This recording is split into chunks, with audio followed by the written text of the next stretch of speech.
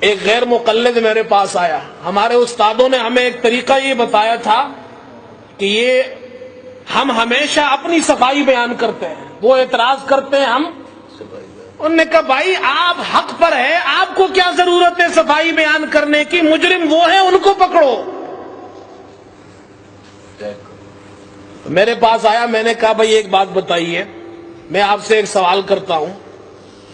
یہ جو آپ صفوں میں کھڑے ہوتے ہیں اور یہ ٹانگیں چیر لیتے ہیں, 1 گز تک ٹانگیں آپ نے چیر لی ہے اور قبلے سے بھی رخ ہٹ جاتا ہے اس کا. بہرحال وہ مسئلہ تو میں نہیں بیان کرنا, پھر موقع ملے گا تو بیان کروں گا.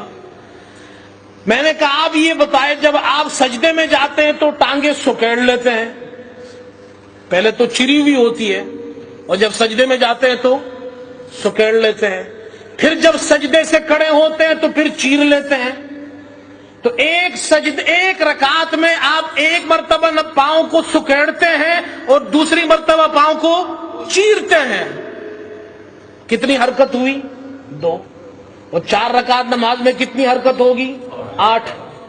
حضور پاک علیہ السلام کی نماز کی ایک حرکت منقول ہے.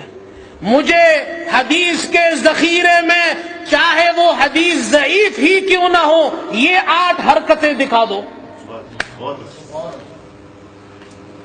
جاؤ ان غیر مقلدوں سے کہو یہ 8 حرکتیں جو روزانہ آپ ہر نماز میں کرتے ہیں مجھے دکھا دو. ایک بات. اور دوسری بات میں نے اس سے یہ کی کہ آپ کہتے جی حضور پاک علیہ السلام نے فرمایا ٹانگوں کو ٹانگوں سے ملاؤ, تو صف میں ہوگا نا یہ جب جماعت کی نماز ہوگی. میں نے کہا جب آپ اپنی اکیلے نماز پڑھ رہے ہوتے ہیں, جب صف نہیں ہوتی ہے, کوئی آپ کے آگے پیچھے دائیں بائیں نہیں کھڑا ہوتا, پھر آپ کیوں ٹانگیں چیرتے ہیں؟ پھر یہ بتائے کس سے ملاتے ہیں؟ شیطانوں سے ملاتے ہو؟ پھر کون کھڑا ہوتا ہے آپ کے دائیں بائیں؟ یہ 2 سوال کے جواب مجھے دیجئے, اور دنیا کے سارے غیر مقلدوں سے کہتا ہوں مجھے صحیح تو چھوڑیے, ضعیف حدیث سے بتا دیجئے. اور وقت آپ کے پاس قیامت تک ہے, قیامت تک وقت ہے. یہاں نہ بتایا تو قیامت میں بتا دینا.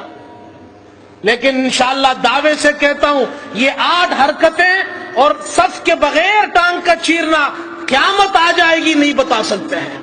اللہ تعالی ہمیں عمل کی توفیق عطا فرمائے.